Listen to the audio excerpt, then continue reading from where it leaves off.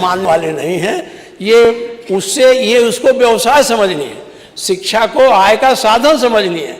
और जब तक आय के साधन से इनको अलग नहीं करिएगा तब तक शिक्षा बढ़िया आपकी हो नहीं सकेगी। इसलिए ऐसे लोगों को आप घेरे में, ये कौन है स्कूल है, ये जयपुरिया है, ये कौन है, फलाना है, आपको बताया नहीं, जयपुरिया वाला मुझे बुला ले गया कानपुर अपने स्कूल के उद्घाटन में। तो हमने पूछ लिया गरीब लड़कियों को कितना फीस लेते हो, क्यों इतना लेते हो? वो नाराज हुआ, तब से हमको बुलाया भी नहीं। कहा कि आप आए हैं हमारे स्कूल की वो देखने आए कि आए हैं बच्चों को संबोधित करने। तो ये है, आप गोरखपुर में है नहीं, कारमेल वोरमेल है नहीं, तो ये ऐसे नहीं जाएगा।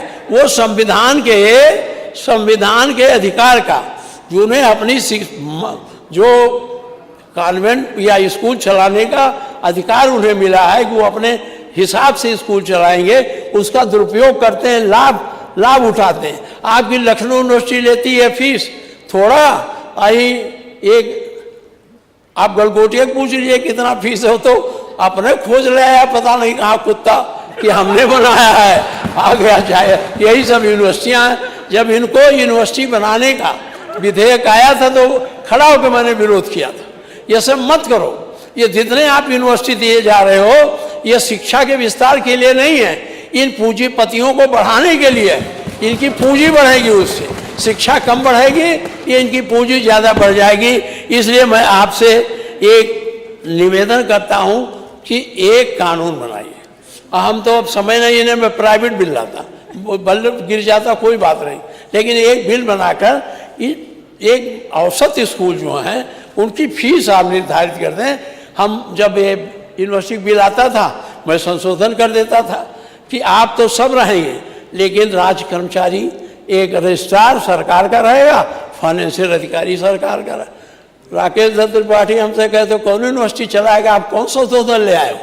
हमने कहा भाई, जब खाली पैसे कमाना है, शिक्षा का महत्व नहीं रह जाएगा, गरीब कहाँ पाएगा?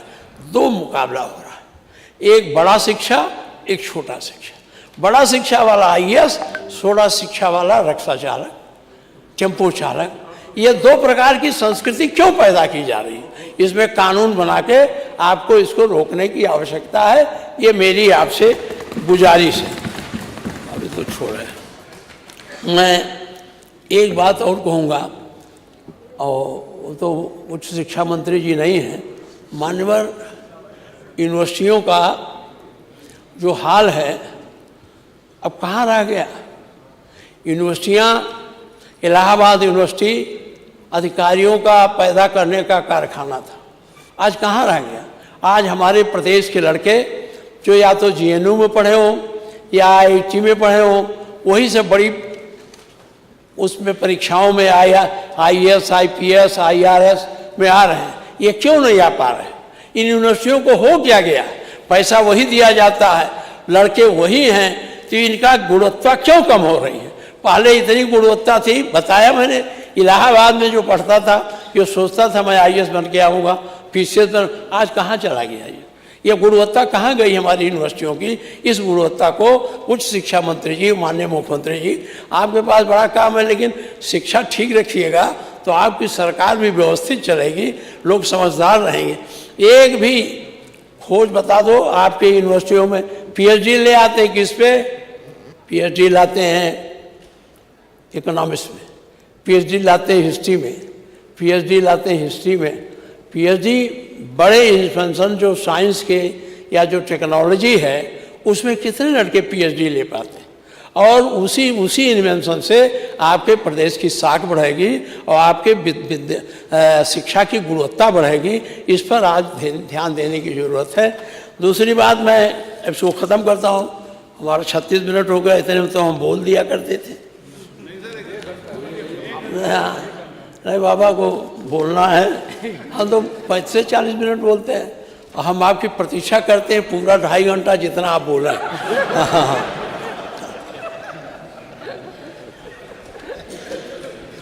मास्टर, ये बेरोजगारी पर काफ़ी बात हो गई है, मैं उस पर ज़्यादा नहीं कहूँगा।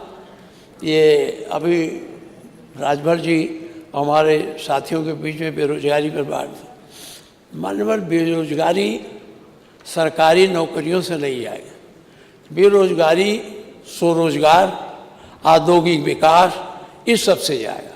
अब पलायन की बात कर रहे थे, हम लोग दुर्भाग्यशाली हैं। अब बाबा जी वहीं मुख्यमंत्री जी वहीं चले गए कि पूर्वी उत्तर प्रदेश इतना पलायन किया, जो मॉरिशस गया मैं तो वहाँ पता चला कुल गोरखपुर और बलिया के भरे हैं। फिजी गया तो वहाँ यही लोग भरे हैं। अरे त्रिनिदाद कहाँ है, पनामा से जाना पड़ता, वहाँ भी यही के लोग भरे हैं। तो ये पूर्वी उत्तर प्रदेश पलायन का आधार बना था। माननीय मुख्यमंत्री जी, आप निवेश बहुत ला रहे हैं, मैंने उस दिन भी आपसे कहा था ये निवेश जरा हम लोगों के जिलों में लाइए। जो कमज़ोर ज़िले हैं, जिनको आप दूसरे दृष्टि से कहते हैं, इन जिलों में पूर्वी उत्तर प्रदेश में अच्छा काम किया आपने, मैं उसको जानता। हम लोग जब पढ़ते थे गोरखपुर यूनिवर्सिटी, तब कारखाना खुला था खाद का, बंद हो गया था, आपने चालू करा दिया। अब वो खाद के कारखाने से हमको खाद, उर्वरायुक्त खाद मिलती है, और वो खाद जो वहाँ से निकल कर गोदामों में साल भर पड़ी रहती है, उसकी उर्वरा शक्ति कम हो जाती है। लेकिन दुर्भाग्य गोरखपुर की खाद हम लोगों को मिलती नहीं, पता नहीं कहाँ चली जाती। आपसे मैं आपका ध्यान आकृष्ट करता हूँ कि जो गोरखपुर फैक्ट्री है, इसकी सप्लाई पूर्वी उत्तर प्रदेश भी करवाएं। पूर्वी उत्तर प्रदेश में रहेगा तो हम लोगों को ताज़ी खाद मिलेगी और हम लोगों को उसमें सुविधाएं भी रहेंगी। ये काम आपने किया, इसके लिए तो मैं आपको धन्यवाद देता हूँ। ये काम इसी तरह से पूर्वी उत्तर प्रदेश में जो हमारा हथकरघा था खलीलाबाद में, आप जानते हैं सब मंडल में, गोरखपुर और बस्ती मंडल में सबसे ज़्यादा बुनकर थे। सूत की उनकी समस्या थी, उसके लिए पुरानी सरकार ने, जो भी रहे हो, कांग्रेस हो कोई रही हो, उसने हथकरघा मिल स्थापित किया था। आज वो मिल पता नहीं कहाँ चली गई। अगर आपने खाद के कारखाने को चालू कराया तो इसको भी चालू करा दीजिए। हथकरघा मिल को अगर बना देंगे, इनको सूत लेने के लिए बहुत दिक्कत होती है, वो टूटी फूटी अवस्था में पड़ा है, उसको आप करा देंगे तो पूर्वी उत्तर प्रदेश के लोगों को सूत जो बुनकर हैं आसानी से कम दाम पर वहाँ मिल जाएंगे।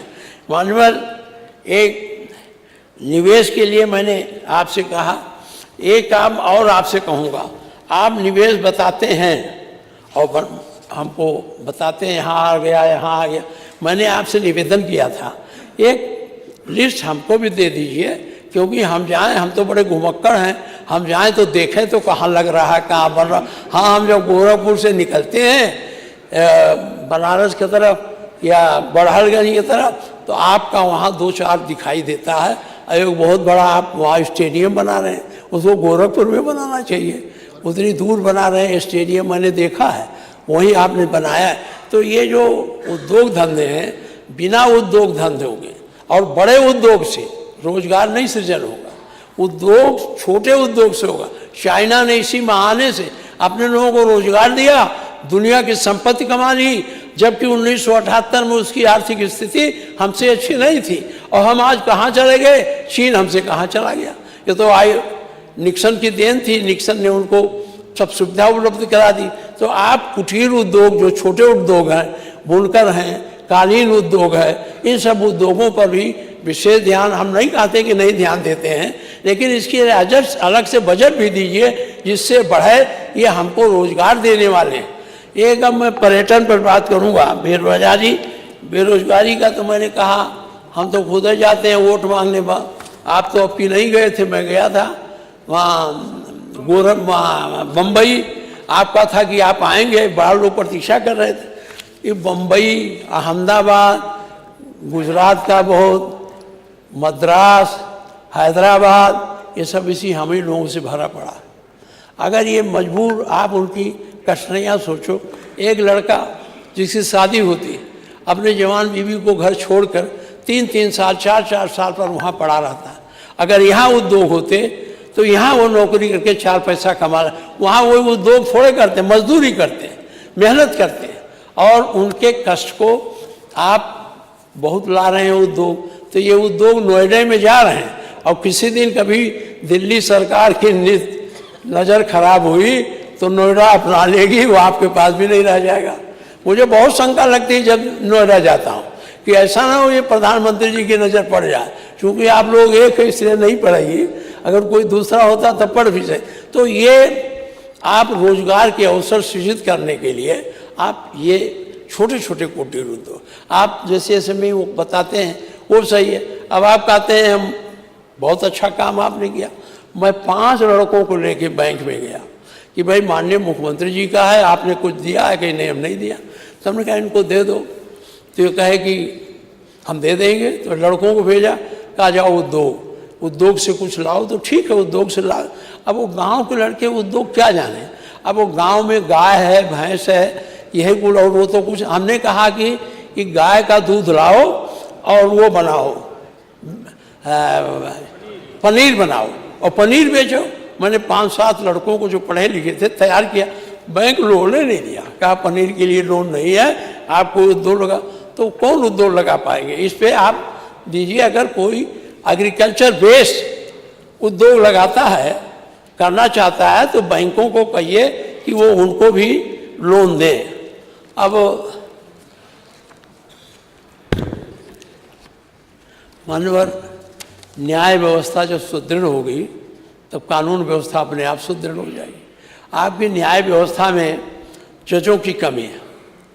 ये दिनांक 1/2/24 को सिविल जज जूनियर डिवीजन के सेशन की 1203 थी, जबकि सिर्फ 821 जज ही कार्यरत थे। 382 रिक्तियाँ अवशेष थी।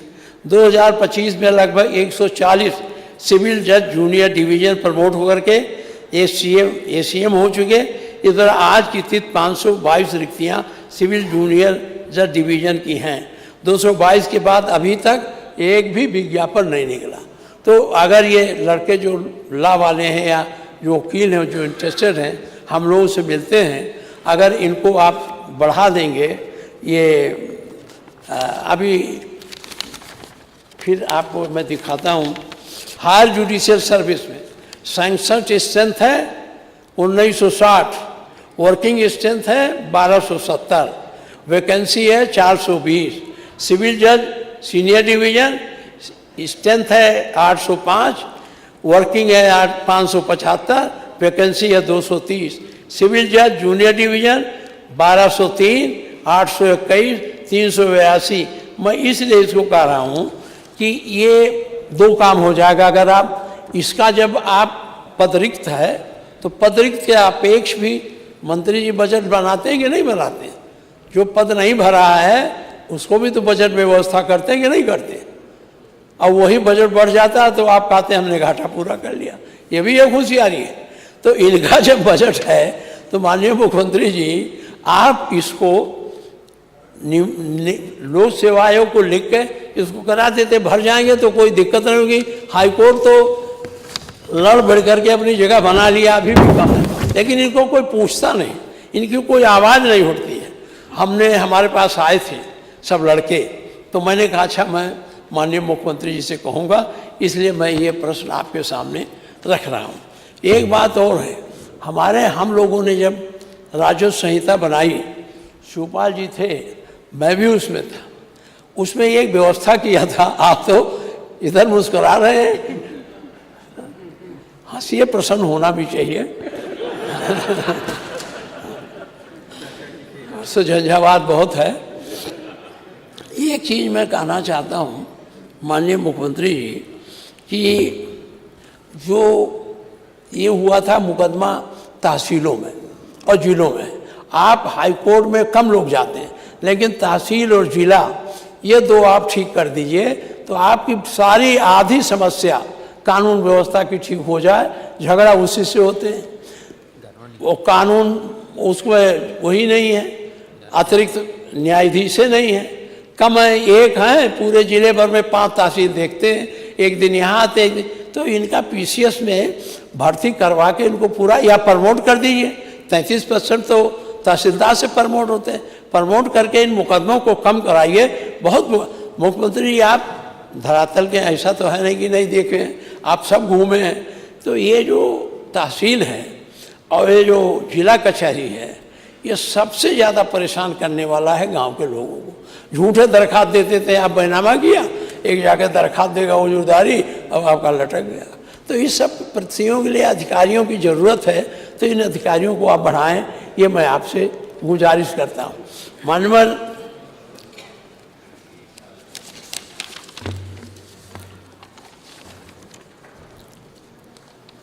संविदा कर्मचारियों को तो कह ही चुका, कोई पता नहीं। अब मैं आपको